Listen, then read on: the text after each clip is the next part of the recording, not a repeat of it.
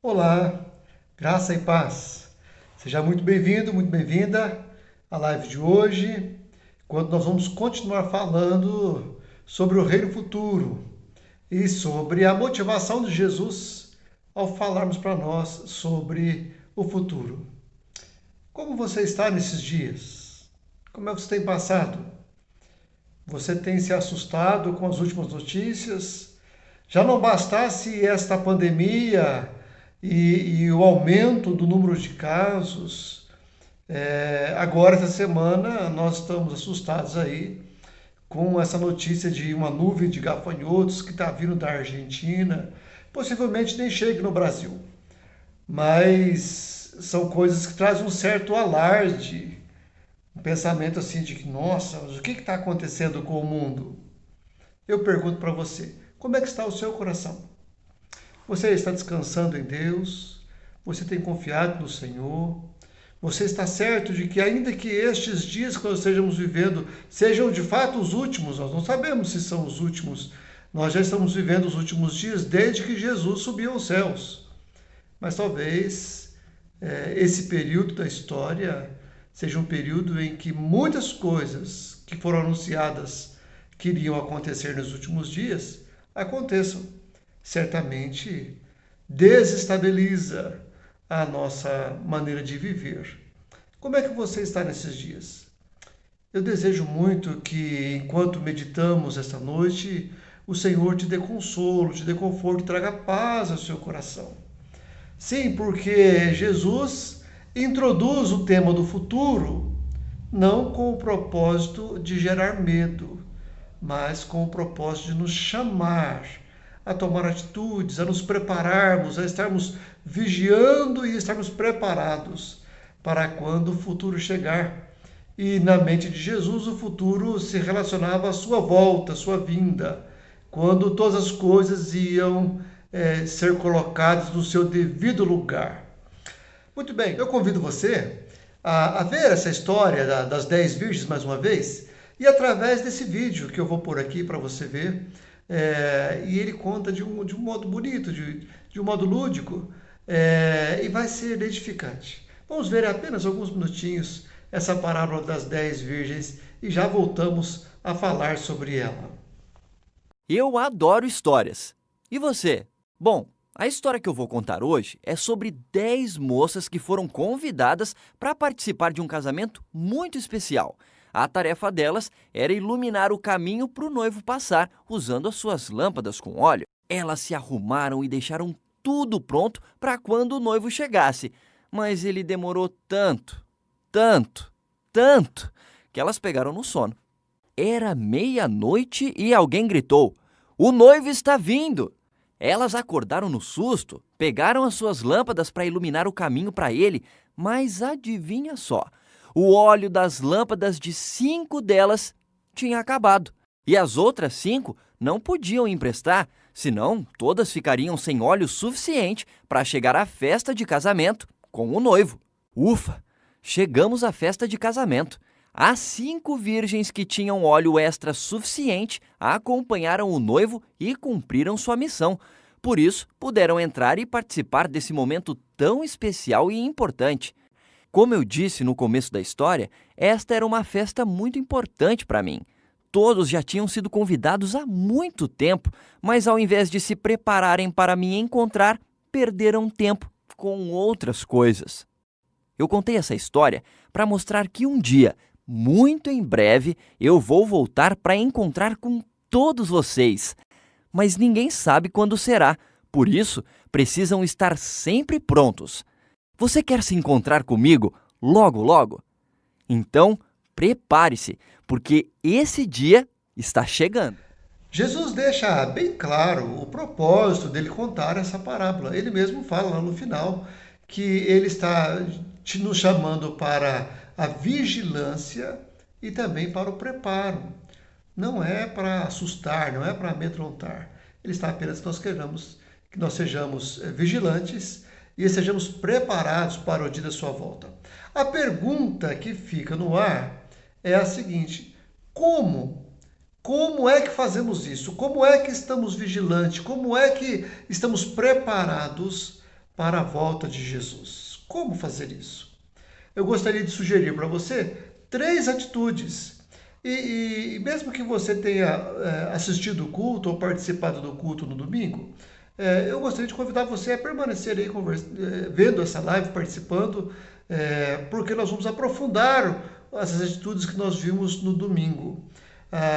São 3 atitudes. A primeira atitude que eu gostaria de sugerir como uma resposta à pergunta de como é que nos preparamos para a volta de Jesus é que nós precisamos de ter um preparo que é constante, um preparo constante.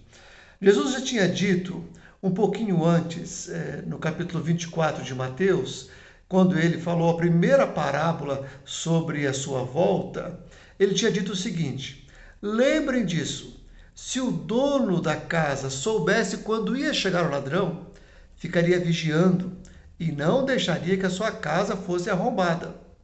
Por isso vocês também fiquem vigiando, pois o Filho do Homem chegará na hora em que vocês não estiverem esperando. Usando essa fala de Jesus, pergunto o seguinte: como é que o dono da casa fica vigiando a sua casa? Se ele soubesse que o ladrão chegaria às 3 horas da manhã, ele ficaria ali na sala, talvez escondido atrás de uma cortina, com um cacetete na mão, ou então com uma arma, se ele tivesse posse de arma. Mas e se ele não sabe? O que ele pode fazer? Se ele não sabe a hora que vem o ladrão? E o ladrão pode vir em qualquer casa, a qualquer hora. Então o que o dono da casa faz para se precaver? Certamente é o que nós todos fazemos. Nós guardamos as coisas de valor, não deixamos nada no quintal.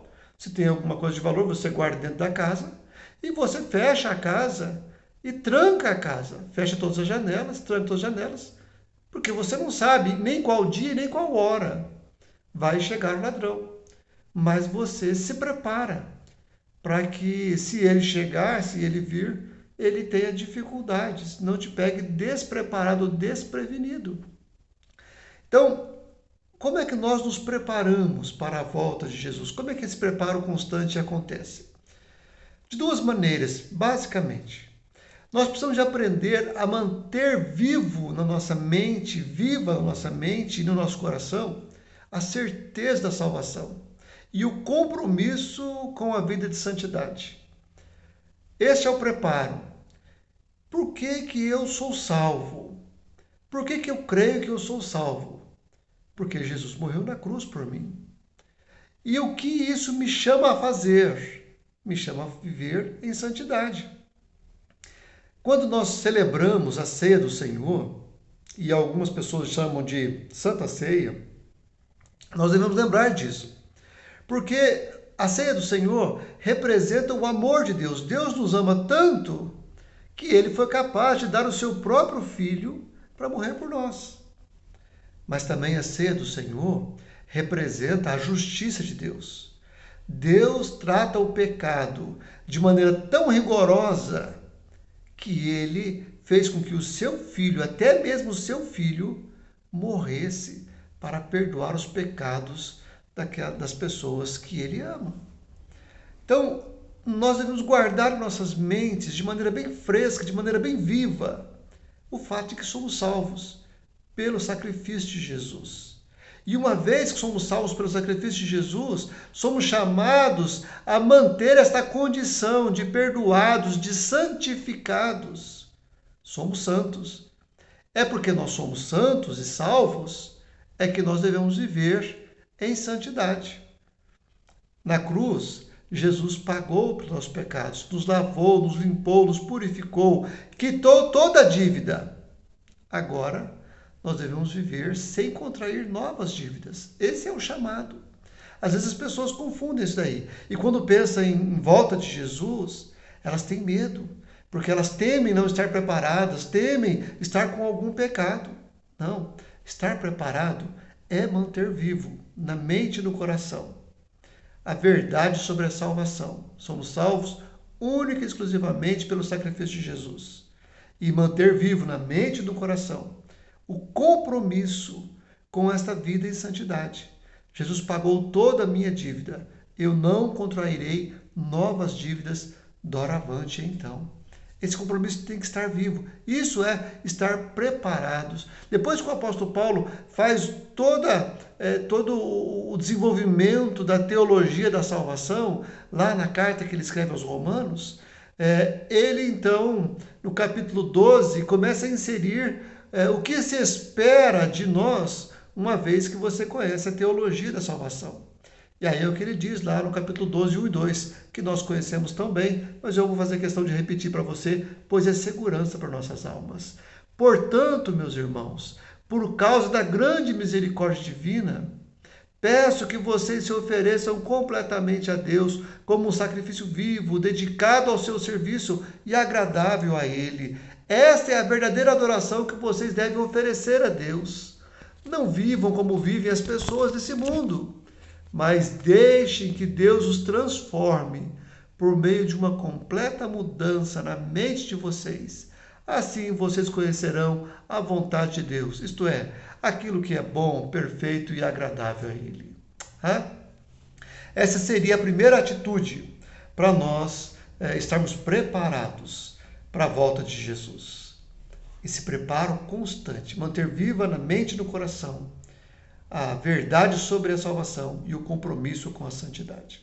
Uma segunda atitude muito bacana e importante é nós termos um anseio constante. Sim, anseio. Você sabe o que essa palavra significa? Anseio.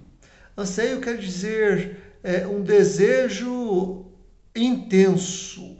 É mais do que um desejo. Porque uma coisa é desejar, outra coisa é querer, é ter vontade. Se você sair aí na rua e perguntar para as pessoas, você gostaria de ganhar a loteria? Quase todas as pessoas para quem você perguntar, elas vão dizer sim. Ah, sim, eu gostaria de ganhar. E aí você poderia perguntar em seguida, o que você tem feito para realizar esse desejo? Muitas delas vão dizer assim, eu não tenho feito nada, eu não tenho jogado. De igual forma, se você sair na rua perguntando para as pessoas, você gostaria de ir morar no céu? Seja quando morrer, ou seja quando Jesus voltar, você gostaria de ir morar no céu? A maior parte das pessoas vai dizer assim, sim, eu gostaria, claro que eu gostaria. Afinal de contas, quem quer ir para o inferno? Não, eu quero ir para o céu. Aí você pergunta, mas o que você tem feito para ir morar no céu, ou para realizar esse desejo? As pessoas elas têm desejo e vontade, é diferente. Tem um filósofo chamado Erich Fromm, ele é filósofo e psicanalista e também sociólogo alemão. Ele diz o seguinte a respeito dessa questão de desejo e vontade no ser humano. Ele diz assim, o homem moderno vive sob a ilusão de que sabe o que quer, quando na verdade ele deseja aquilo que se espera que ele queira. Porque é diferente. Desejo é uma coisa que é meio instintiva. Normalmente o desejo está ligado ao suprimento das nossas necessidades físicas.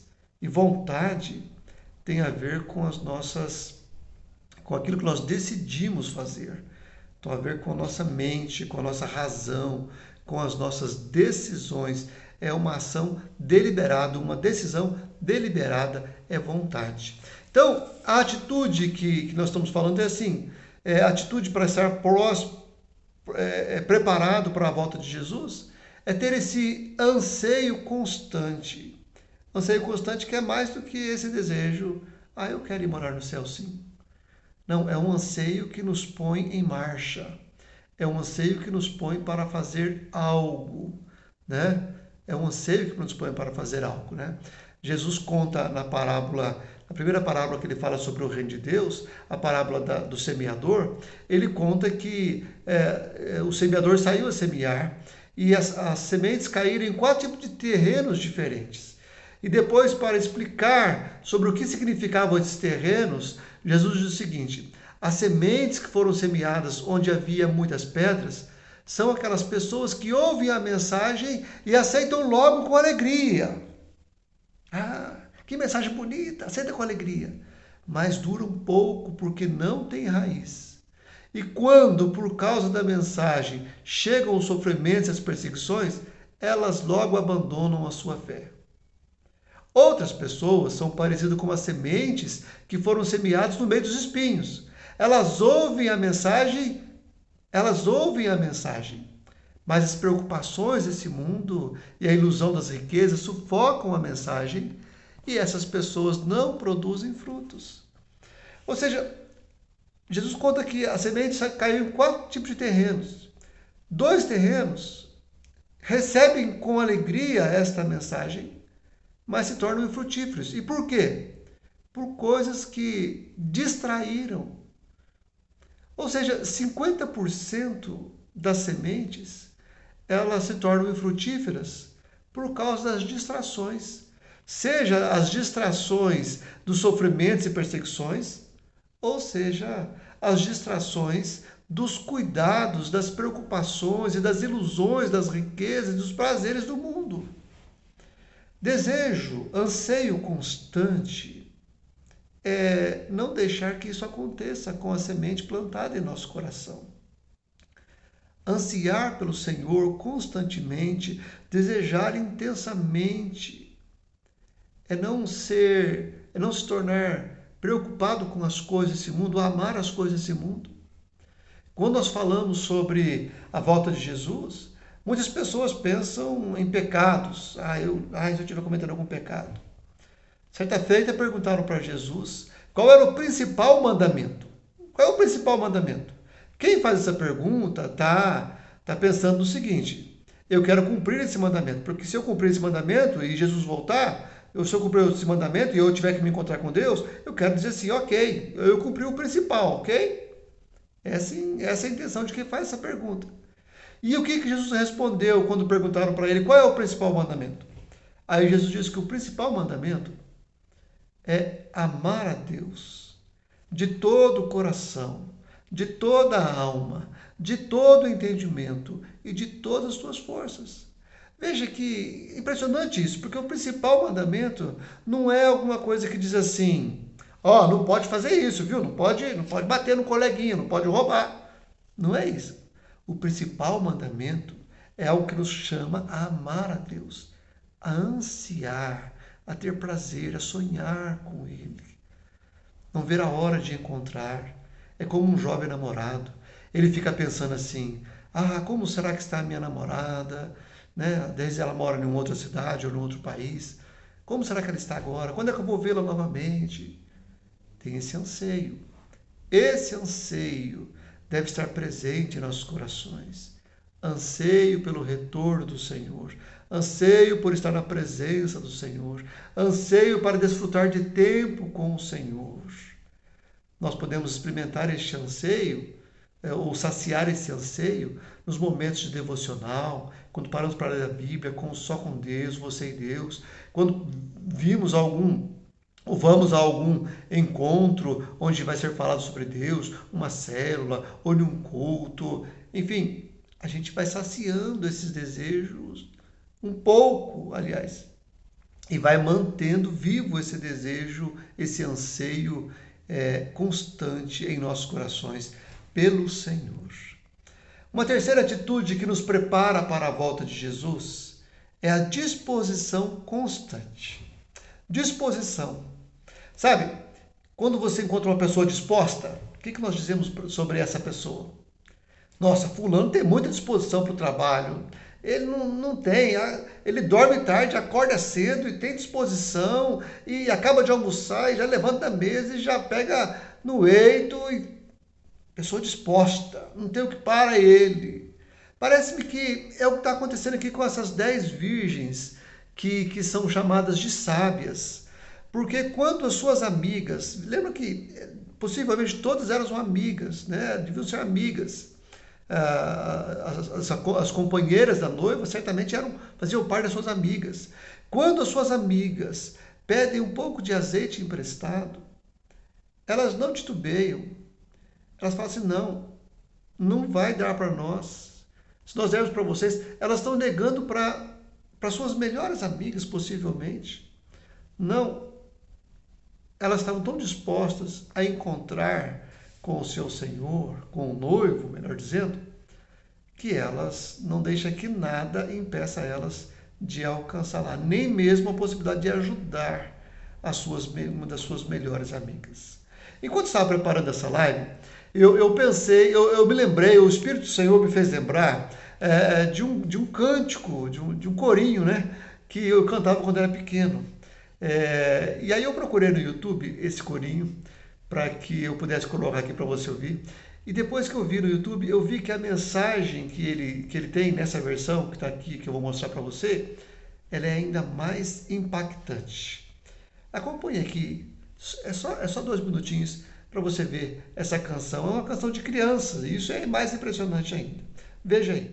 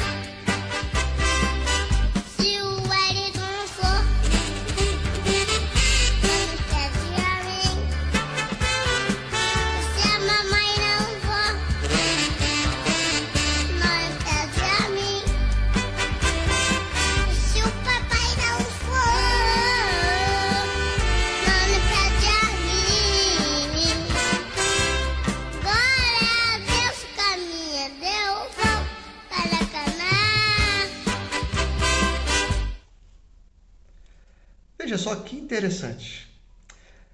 O menino canta, né? Essa criança canta. Se a mamãe não vai, não me impede de ir. Se o papai não vai, não me impede de ir. Ou seja, eu quero tanto ir, eu quero tanto estar ao encontro do Senhor, que ainda que eu for sem a mamãe e sem o papai, é dessa disposição constante, é dessa disposição que não deixa que nada atrapalhe, nem mesmo os vínculos mais fortes que nós temos aqui na Terra, que é o com o pai e com a mãe. Eu quero estar lá. Eu penso que esta é uma atitude que é necessária para estarmos preparados para a volta de Jesus, para sermos vigilantes, para estarmos sendo vigilantes quando Jesus voltar, nesse reino futuro que ele vai instaurar. O apóstolo Paulo, ele, quando escreve aos Filipenses, ele diz algo que expressa mais ou menos essa disposição constante. Ele diz assim: é claro, irmãos, que eu não penso que já consegui isso, porém uma coisa eu faço, esqueço aquilo que fica para trás e avanço para o que está na minha frente. Corro direto para a linha de chegada, a fim de conseguir o prêmio da vitória. E esse prêmio é a nova vida para a qual Deus me chamou por meio de Cristo Jesus. Esqueço do que fica para trás. Eu não fico lamentando, não fico reclamando, eu esqueço de tudo. Eu estou a caminho, eu estou disposto para alcançar essa nova vida para a qual Deus me chamou por meio de Cristo Jesus. Essa disposição. São essas 3 atitudes que nos ajudam a ser vigilantes e a estarmos preparados para quando Jesus voltar. Preparo constante, anseio constante e disposição constante. Eu convido você depois a parar e refletir um pouco mais de como você pode fazer isso de maneira bem prática no seu dia a dia e a orar sobre isso, para que você seja preparado, para que todos nós sejamos preparados para o dia que Jesus voltar e vier buscar a sua igreja. Eu queria orar com você nesta hora. Pai bendito, o Senhor conhece o coração de cada uma dessas pessoas que agora nos veem. Deus, eu oro pedindo a tua bênção, Pai, sobre o coração dessa pessoa que agora foi tocada pelo teu Espírito Santo e sente, ó Deus, um santo tremor no seu coração e um santo desejo, Senhor Deus, de estar preparado, vigilante para o dia que o Senhor voltar buscar a tua igreja, buscar os teus filhos e filhas, aqueles que creem no Senhor. Sim, ó Deus, eu oro aqui pedindo a tua bênção sobre a vida dessa pessoa. Senhor Deus, dá graça, Senhor Deus, para que o teu filho mantenha sempre fresco na sua mente, no seu coração, a sua salvação e o compromisso com a santidade. Senhor Deus, para que o teu filho e tua filha, Senhor Deus, possam te amar a cada dia e te amar de todo o coração, de toda a alma, de todo o entendimento e com todas as suas forças. Sim, ó Deus, dá graça para os teus filhos e filhas, ó Deus, e sejam dispostos, não deixando que nada, nem os bens, nem os prazeres, nem mesmo os vínculos familiares mais intensos os impeçam, Senhor Deus, de perseverar nos teus caminhos e estarem preparados para o dia da sua volta. Nós oramos assim, Deus, pedindo a tua graça, Pai, eu te peço por isso em nome do Senhor Jesus. Amém e amém. Deus te abençoe. Tenha um bom descanso agora e que o Senhor continue falando ao seu coração.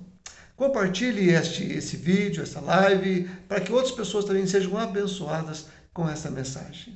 Deus te abençoe em nome do Senhor Jesus. Até mais.